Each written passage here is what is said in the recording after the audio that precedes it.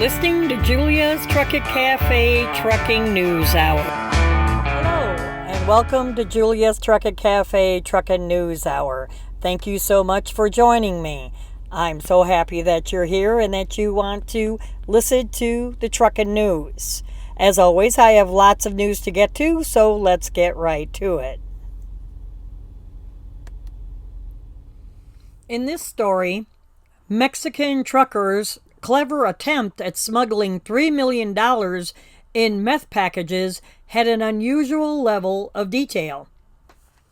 Officers seized nearly $3 million worth of meth from a semi-truck in California. The seizure was made on February 20th around 1 o'clock in the afternoon. According to U.S. Customs and Border Protection, a 46-year-old truck driver entered the checkpoint with a shipment manifested as onions and was referred for more intensive examination, running him through the x-ray. During that exam, a canine team searched the truck and the dog alerted to potential contraband within the shipment. Officers then searched the load and discovered 1,197 onion-shaped white packages of meth mixed in with the onions. The spherical white packages of contraband had been packaged to blend in with the shipment. Approximately 1,336 pounds of meth were discovered amongst the onions, with an estimated street value of around $2.9 million. Quote, "This was not only a clever attempt to try and smuggle narcotics, one I have never seen before, but also time-consuming to wrap those narcotics into these small packages designed to look like onions," said the director of the Border Patrol Field Operations in San Diego. He goes on to say, "These efforts show how effective our officers are, and as a response, the lengths drug trafficking organizations or syndicates or willing to go to try to smuggle narcotics into this country. While we have certainly seen narcotics in produce before, it's unusual for us to see this level of detail to try to hide it." A Mexican national truck driver who is unnamed was arrested for the alleged narcotic smuggling attempt and was turned over to U.S. Immigration and Customs. Homeland Security investigations for further disposition.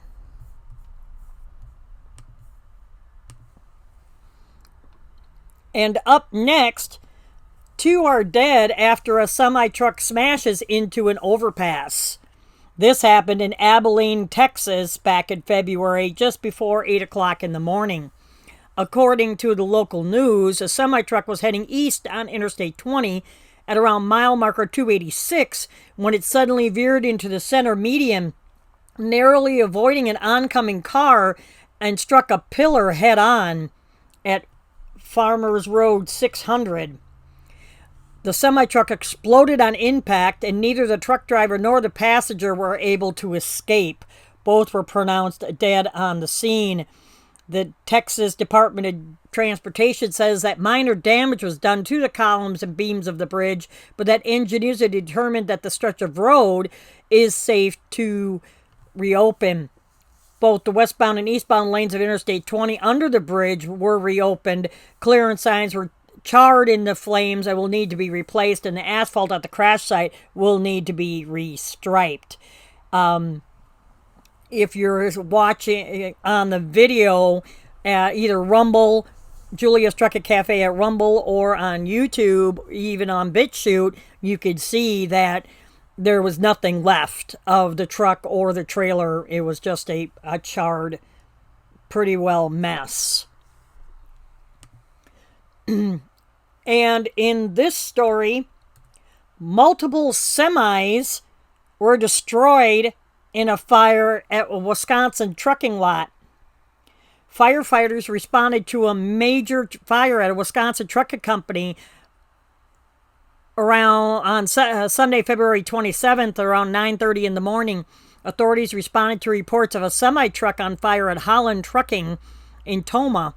By the time Toma Fire Department arrived, 2 trucks were fully engulfed in flames and several others caught fire due to the radiant heat. Firefighters were able to knock down the blaze in a couple of hours, but 5 trucks were totally destroyed. A 6th truck was heavily damaged. No injuries were reported. At the time of writing the article at this news outlet that I use, the cause of the fire remained still under investigation. Now, this next story really pisses me off, but it's how what's going on in our industry that this is what it's turned to. A truck driver is sentenced to 106 years for charges involving a 12-year-old girl. 31-year-old Devin Lars Williams is sentenced in Searcy, Arkansas, after pleading guilty on February 16th to 3 counts of rape of a minor under the age of 14 and 1 count of sexual assault on a minor under the age of 14. He assigned 30 years in prison on each count of rape and 16 years on the sexual assault.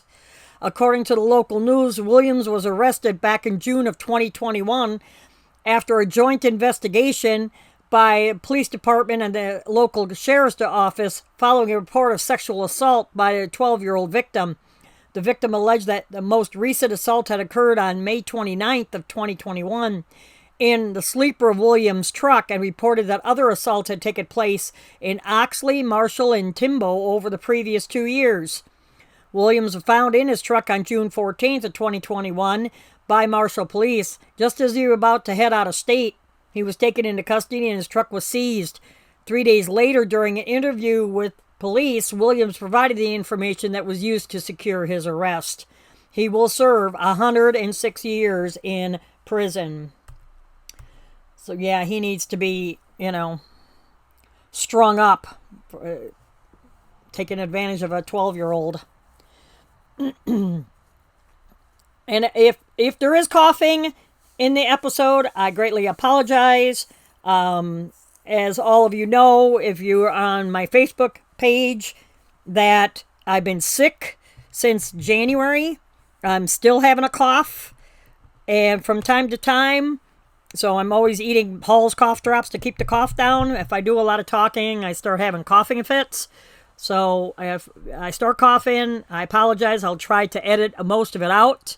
Sometimes I just can't help it. So your patience is greatly appreciated.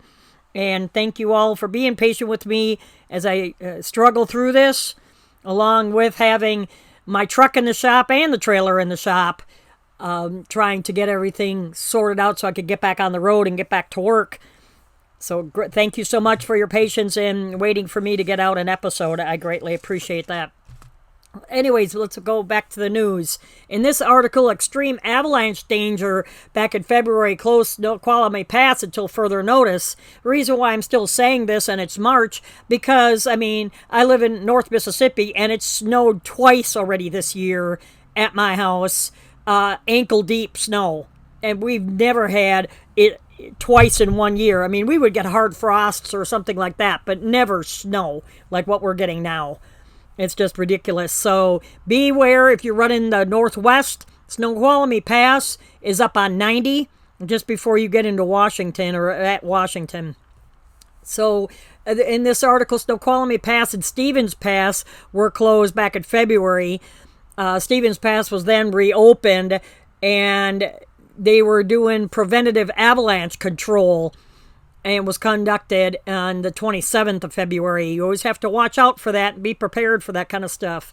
Heavy rain and snow paired with rising temperatures and strong winds in that area continued to create dangerous conditions, causing officials to stop traffic on I-90 westbound near Ellensburg and eastbound at North Bend. The Avalanche Center reports that there will be a high danger on the western slopes of Washington Cascades from the Canadian border to the Columbia River, including Stevens, Snoqualmie, and White Passes, as well as the east slopes of the Cascades from the Canadian border down to including I-90 corridor. The organization has issued an avalanche warning that will remain in effect at that time till the beginning of March. But there again, you never know when all of this, is going on as the snow is melting and this kind of thing. And from what I understand, it sounds like a freaking freight train coming at you. I don't know. I've never really seen one, but, I don't want to either. And up next, the FMCSA again extends 50 state hours of service relief for COVID-19 supply haulers. FMCSA has opted to extend an expiring emergency declaration providing regulatory relief for drivers hauling certain supplies during this. And we're still in a pandemic, people. You may not understand that. It's never been lifted. Biden administration has not lifted the pandemic yet. Back in February, they issued an extension through the end of May for an emergency declaration to provide relief from Parts 390 and 399 of the FMCSA regulations, which includes hours of service requirements for drivers who are providing direct assistance during the pandemic. The waiver extension applies to truck drivers who are hauling the following supplies: livestock and livestock feed, medical supplies and equipment related to the testing, diagnosis, and treatment of COVID, vaccines, constituent products, medical supplies and equipment, including ancillary supplies, kits for the administration of vaccines related to the prevention of COVID, supplies and equipment necessary for community safety, sanitation, and prevention of community transmission of COVID, such as masks, gloves, hand sanitizer, soap, and disinfectant, food, paper products, and other groceries for emergency restocking of DC centers or stores, gasoline, diesel, jet fuel, and ethyl alcohol, supplies to assist individuals impacted by the consequences of COVID pandemic, building materials for people that were displaced or otherwise impacted as a result of the emergency. They also reiterated that the hours of service waiver does not give motor carriers the right to compel fatigued drivers to operate.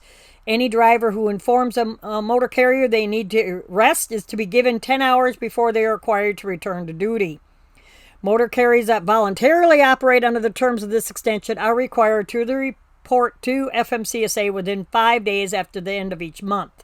To report, motor carriers will access their portal account, log in with their credentials, and access the emergency declaration reporting under the FMCSA system section of the page.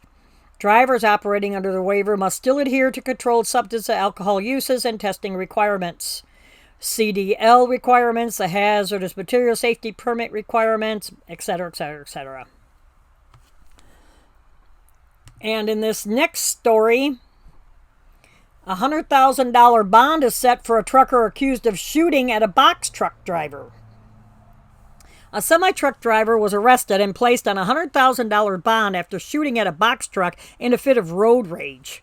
The truck driver was arrested after a brief search back in February, and his bond was set in Montgomery, Ohio. According to the local news, police began searching for the truck driver, 38-year-old Orlando M. Gwynn, after receiving reports that he had fired a 9mm handgun at a box truck driver on Interstate 71 near Pfeiffer Road. Police issued a bolo, but found Gwynn just 30 minutes later on I-71 northbound near Ohio 68 by Wilmington Post. Oh, I'm sorry. Ohio State Patrol Officer Wilmington Post, my bad. The affidavit states that Gwen shot at the box truck driver, Timothy L. Carnes, because Carnes kept cutting him off. Upon investigation, officers found 2 bullet holes in the box truck. Gwen is now facing 2 counts of improperly handling firearms in a motor vehicle.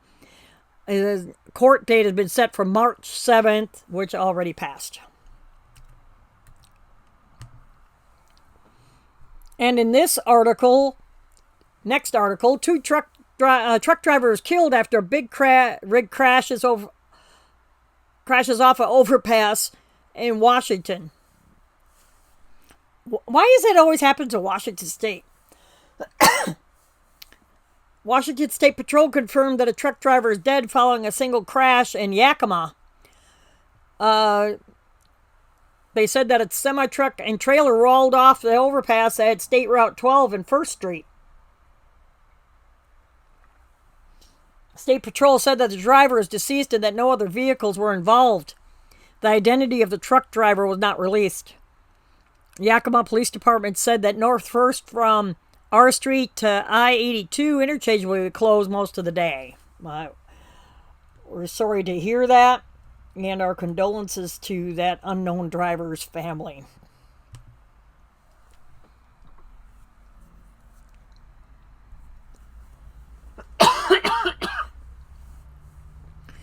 4 people, in this article, 4 people are hurt after a semi barrels through 3 cars and 2 buildings. This happened in Davenport, Iowa, end of February around at lunchtime. According to the local news, a semi-truck was heading east at 3400 block of Rockingham Road when the driver lost control and struck a Dodge Ram 1500 heading westbound and then a westbound Cadillac. The truck then struck a westbound Chevy Equinox before crashing through the side of a building and coming to rest inside a home. The force of the impact completely ripped apart the building, and 2 people inside of the home were injured, 1 seriously. The truck driver sustained only minor injuries. Cadillac driver drove themselves to the hospital with minor injuries. No other injuries were reported, and no charges have been filed against the truck driver. The exact reason behind the crash was still unclear at the time of this writing. And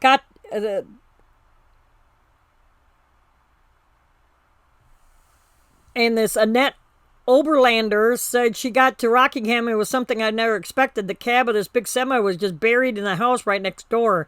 I wondered how anyone was going to live.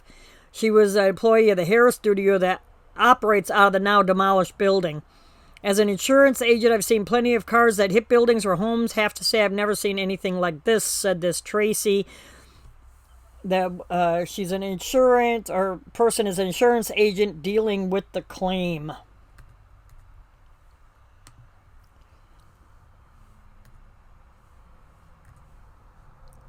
And up next, a trucker spit and kicked at troopers during an arrest for DUI and a suspended license. That was real brilliant.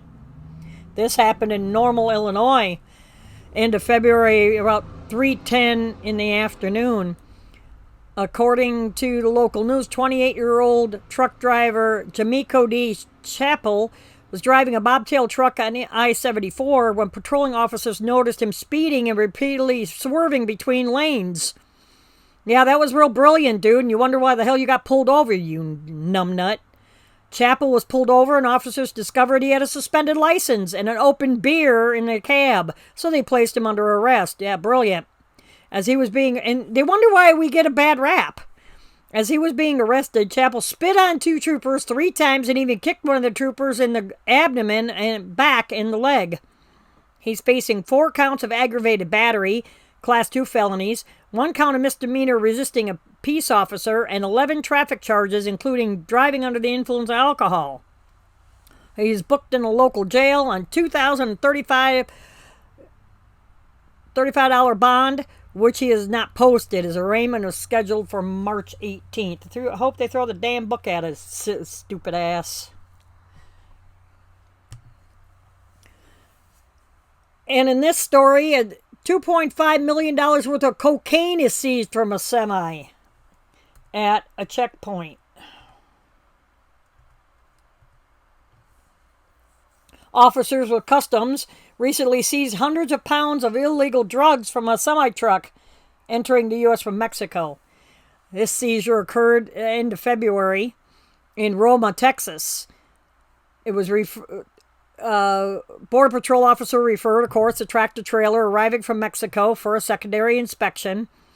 And during that inspection, officers discovered 329 pounds of alleged cocaine concealed within the trailer. The estimated value of the seized drugs is approximately $2.5 million. They seized the cocaine. Truck driver was handed over to Roma Police Department, etc., etc., etc.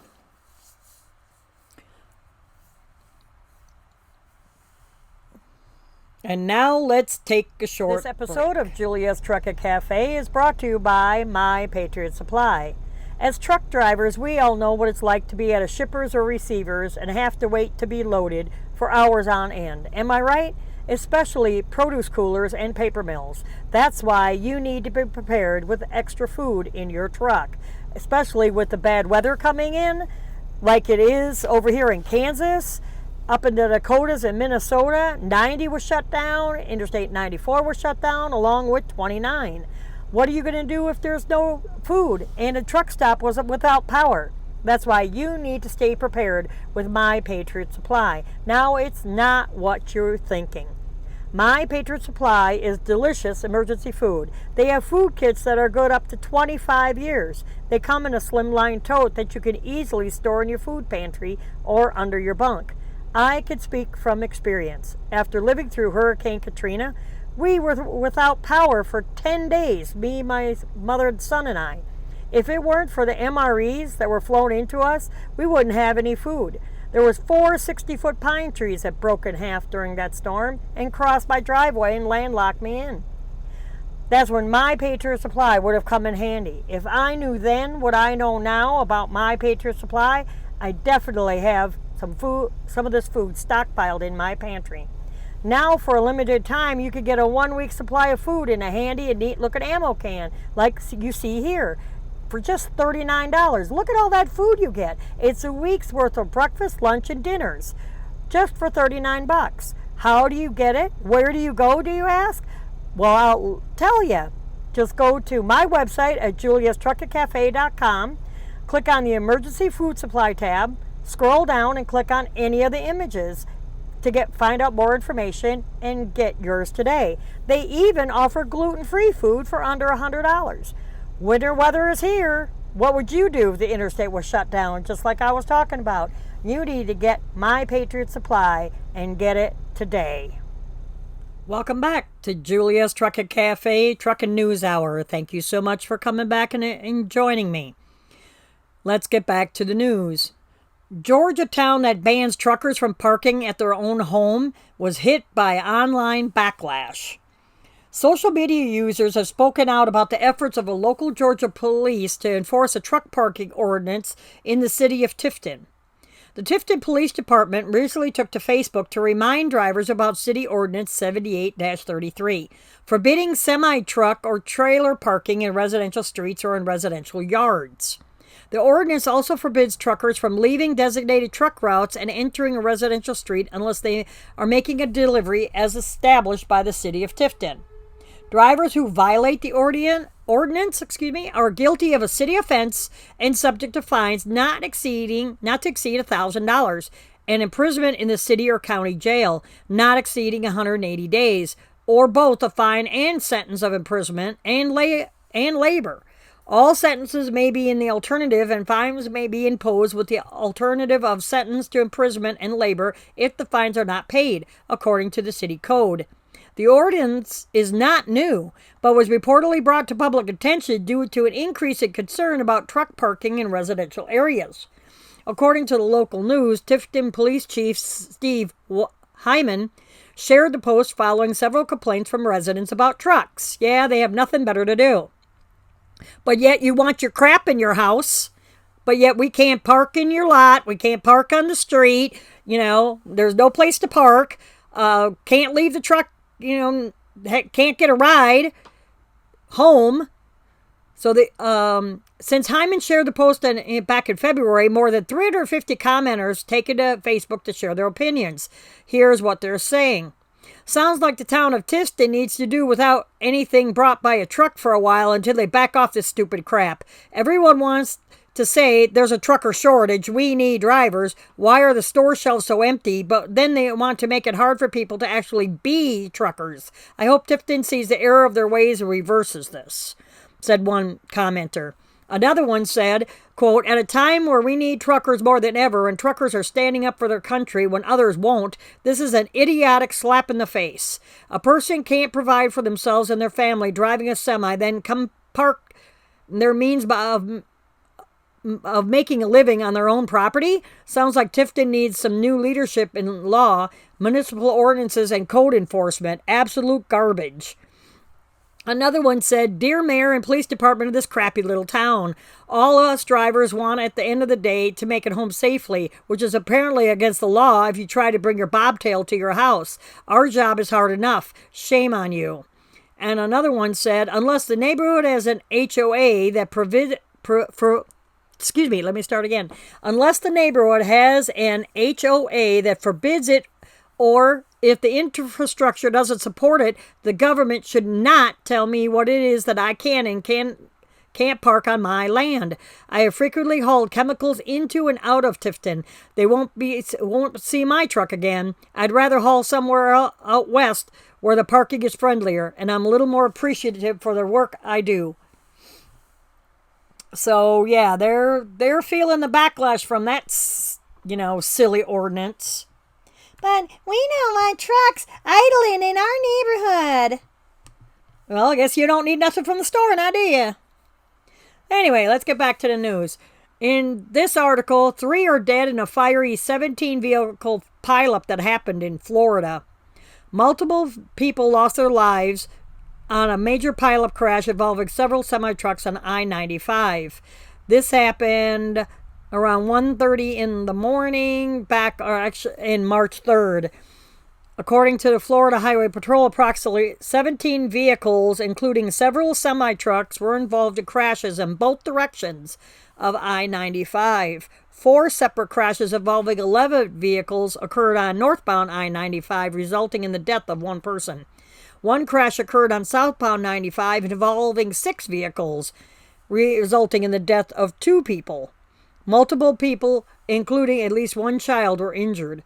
The Florida Highway Patrol says that zero visibility conditions caused by fog and smoke from a controlled burn were major contributing factors in these crashes. The local news outlet reports that state police were not notified of a controlled burn and were not on scene to monitor traffic. Volusia County was under a dense fog warning that Thursday morning during rush hour. And condolences to all of the families of the people that died in that crash. And up next, cold case investigators believe a trucker may have been wrongly accused of a roadside murder. 27-year-old Melissa McCarthy was found by a truck driver who stopped for a bathroom break at a tire repair in Florida. According to the local news, McCarthy had been working as a prostitute at Pompano Beach, and investigators in 2011 were told by her former pimp that they saw her get into a red and white semi-truck on the night that she disappeared, said investigator Nathan Daniel, who has reopened the case. Daniel says that because of the red and white semi-truck story, investigators back in 2011 leaned toward the theory that McCarthy was murdered by the truck driver, but he believes that going off of information from McCarthy's pimp isn't necessarily the best way to go. Well, you think? Daniel also points out that the tire tracks leading away from the scene where McCarthy was found was not those of a semi-truck. In addition to the mismatched tire tracks, Daniel believes that McCarthy's phone records reveal an important clue in the case. A 904 area code telephone number connected to a Florida resident had been calling McCarthy's phone prior to her death. Quote, when they did a satellite tracking on the towers, they did find out that the individual did live in St. Mary area, was in the Pompano area, 6.7 miles away from where Melissa McCarthy was working before she disappeared, he explains. Investigators in 2011 did speak to the person behind that phone call and discovered that the phone belonged to a woman who was apparently dating the same man as McCarthy. That man was the one who made the calls to McCarthy on the 904 phone number. Daniel says that the couple was interviewed by investigators at that time, back in 2011, but that they did not pursue the issue any further. The couple moved away shortly after their contact with police, which Daniel says is suspicious. Quote, there are so many missing details in this case, he says. What I want to do is re-interview everyone who was interviewed in 2011. Although a specific truck driver was never accused of this incident, an arrest was never made, Daniel believes that previous investigators' conclusion that the murder was conducted by a truck driver could be incorrect. He believes that an investigation into the apparent love triangle is crucial to cracking the case. If you have any information to help close this cold case, call the Camden County Sheriff's Office at 912-510-5100 or the Camden County Crime Line at 912-510-5163.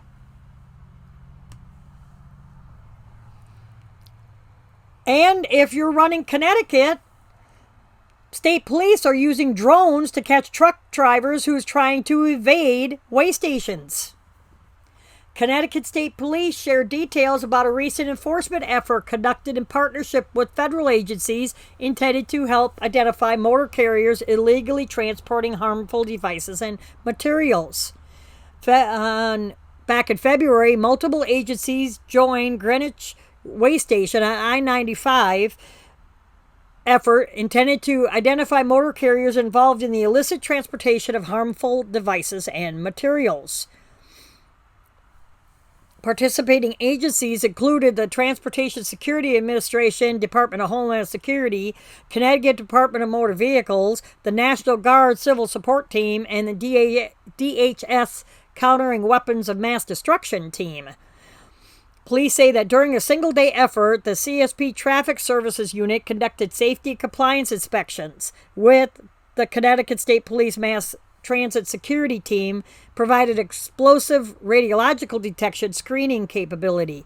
This deployment was conducted on a weekend to reinforce the message that state and federal law enforcement are committed to both protecting travelers on Connecticut roadways and identifying persons engaged in the illegal and nefarious transport of dangerous materials. They must have got tipped off that somebody's bringing a shipment through Connecticut.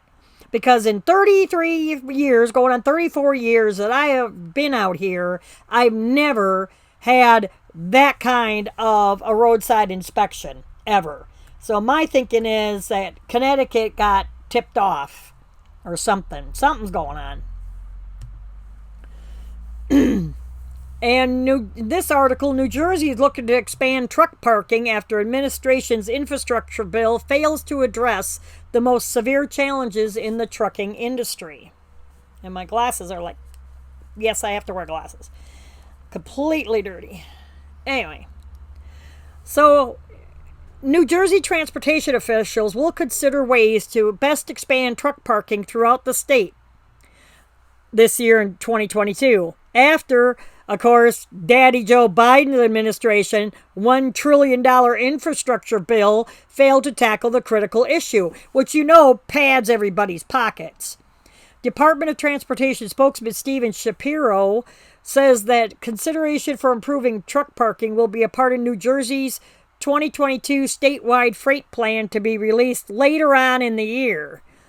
Quote, investments that facilitate the flow of freight, such as improving the availability of parking, will contribute toward ensuring the reliability and safety of the supply chains. The lack of safe truck parking negatively impacts our tangled supply chain, and more importantly, it makes an already difficult job far more challenging, said Chris Spear, President and Chief Executive of the American Trucking Association. The scarcity of truck parking spaces across the country decreases safety for all highway users, exacerbates the industry's long-standing workforce challenges, contributes negatively to driver health and well-being, diminishes truck parking productivity, and results in unnecessary greenhouse gas emissions. Of course, they had to throw that in there. The ATA and OIDA have already asked the DOT to allot infrastructure funds to building and expanding truck parking across the country. Not only are states and trucking organizations calling on the Fed to help address the truck parking issues, but in even recent U.S. Department of Transportation report on supply chain cites truck parking as crucial to the overall safety and functionality of the industry and calls on federal, state, and private sector officials to expand truck parking. However, in the light of this new study, the U.S. Transportation Department new safety strategy released last month did not mention the need for truck parking. Of course not. We're always last on the fucking list. Excuse my language. Not really, but anyway.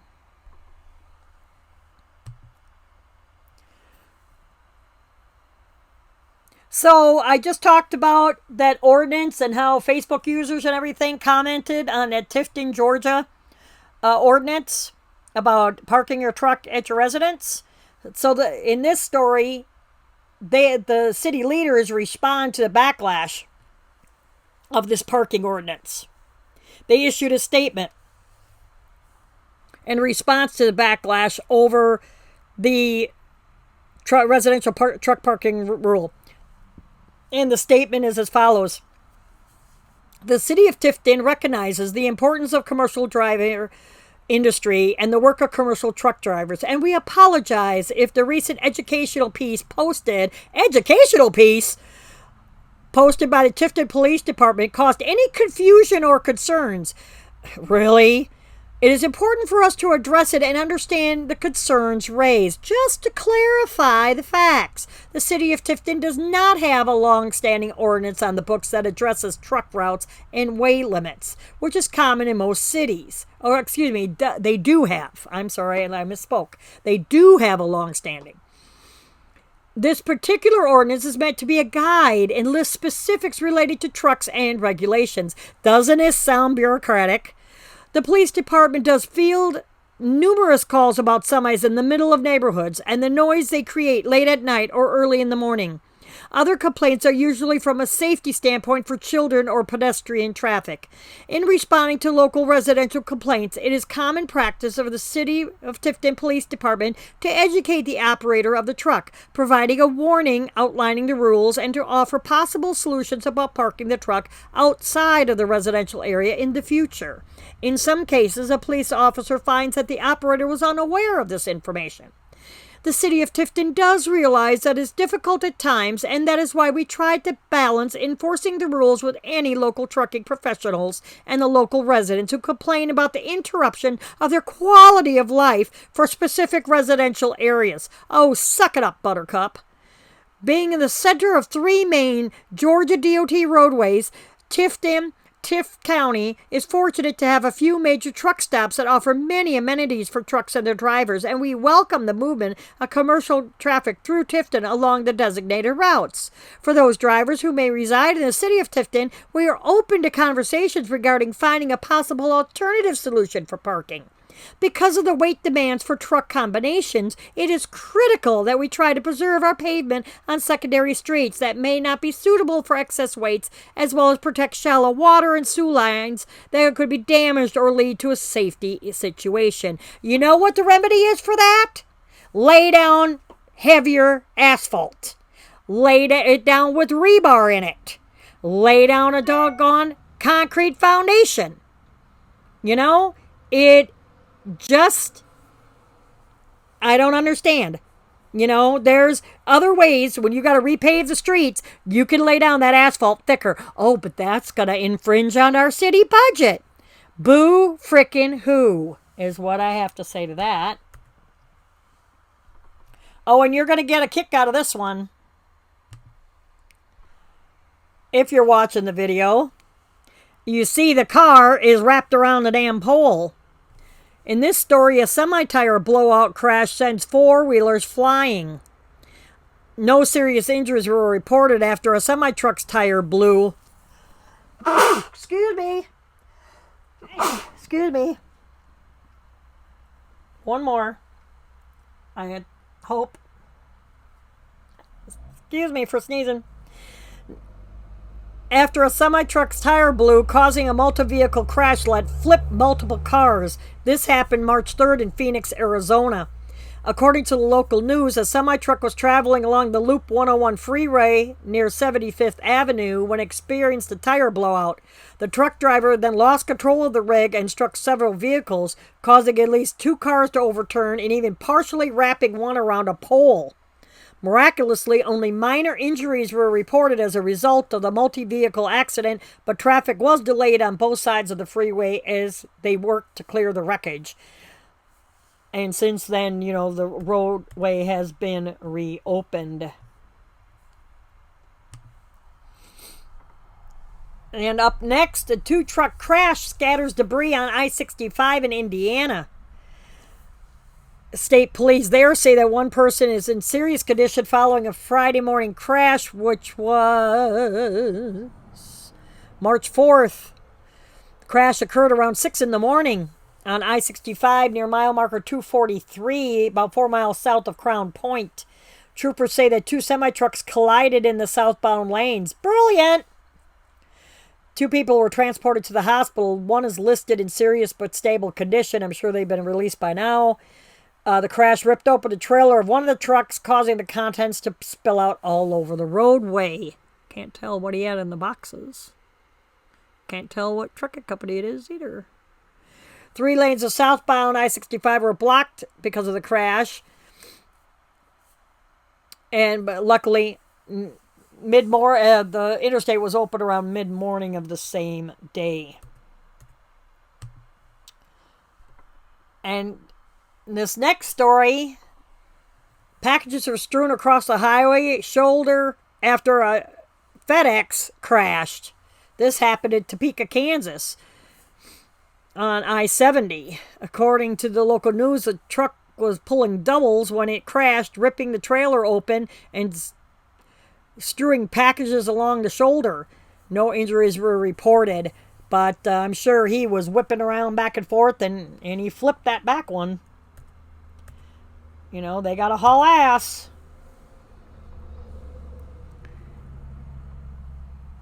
And in this story, a man was thrown off a bridge into Whiskey Bay after a truck collides with a vehicle parked on the shoulder. This happened in Rama, Louisiana on March 4th around 10:30 in the morning. A man was thrown from the Atchafalaya Basin Bridge into Whiskey Bay after a semi-truck crashed into a car stopped on the shoulder of the bridge. Yeah, that bridge is pretty narrow. After a person who happened to be fishing in a boat at the time of the wreck was able to throw a rope to the man and get him out of the water as they waited for paramedics to arrive. A video of the scene also shows a man standing on the bridge and throwing a rope down to the water towards the victim. Person was then transported to the nearby hospital in serious condition. 2 other people were also injured. Eastbound side of the bridge was shut down for about 2 hours as crews worked to rescue the man and treat the victims and clear the wreckage. Yeah. Let's go a little bit faster, people. And I want to remind you, stay tuned for the Rookie Roundtable. That'll be at the end of this segment. And lastly, a box containing human heads was stolen from a parked truck, say Denver police. According to police, they're investigating after a box full of human body parts intended for medical research was stolen from a parked truck. That happened March 3rd. Denver police say someone broke into the box truck parked in the Central Park neighborhood. In addition to stealing a dolly, the suspect also took a blue and white box marked exempt human specimen containing human heads that were being transported for medical research. So far, no arrests have been made. Police are asking anyone with information on this theft to contact Metro Denver Crime Stoppers. You could do that at 720-913-7867. That's 720-913-7867. Prior to the theft of the medical specimens, the Denver police issued an alert regarding an uptick in auto thefts and thefts from motor vehicles. Now, let's stay tuned for the Rookie Roundtable. Welcome to Rookie Roundtable.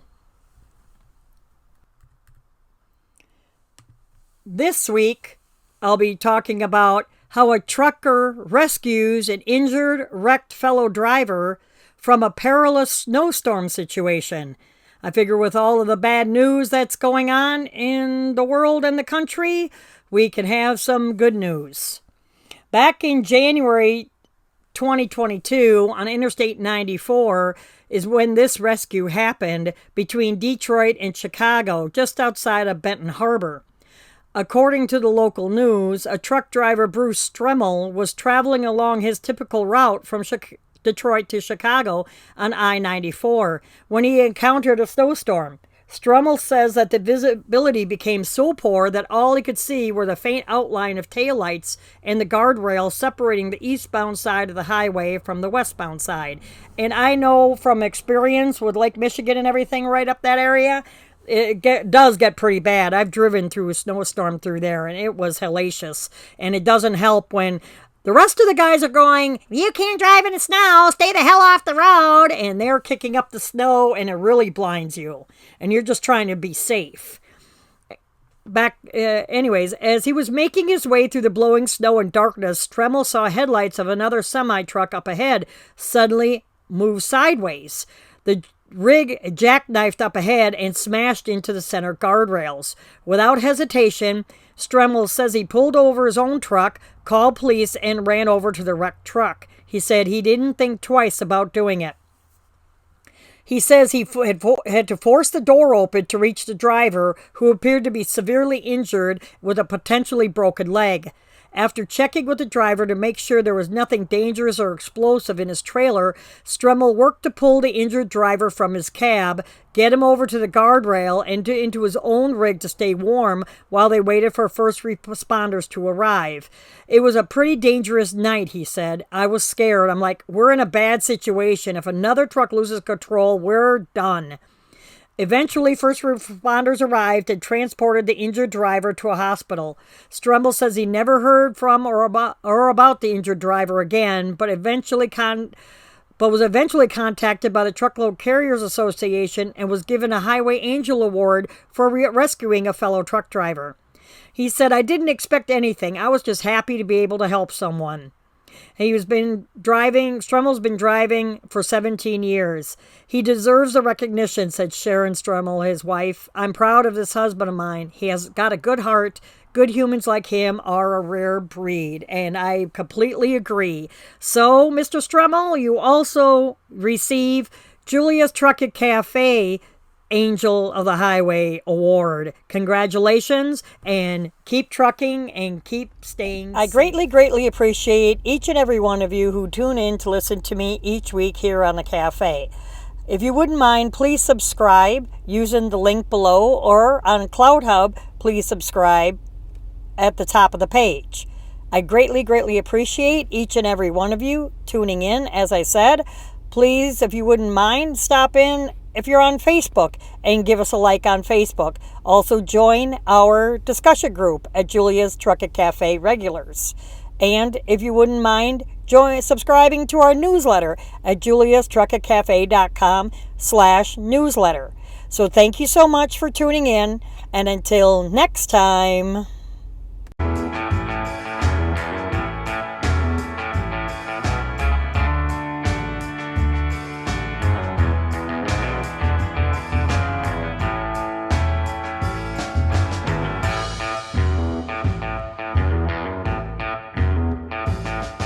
You have been listening to Julia's Trucking Cafe Truckin' News Hour. Check us out on Facebook and Twitter. Take care. Have a blessed day.